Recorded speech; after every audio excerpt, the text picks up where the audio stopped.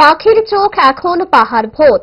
পাহাড় রাজনীতি এখন রাজ্য রাজনীতির অঙ্গনে বহুল চর্চিত বিষয়। সেই পাহাড় ভোটে বিজেপি কি পারবে একক শক্তিতে ভোট মোকাবেলা করে জয়ের ফসল ঘরে তুলতে? কি উত্তর দিলেন প্রাক্তন সাংসদ রেবতী ত্রিপুরা? দেখুন।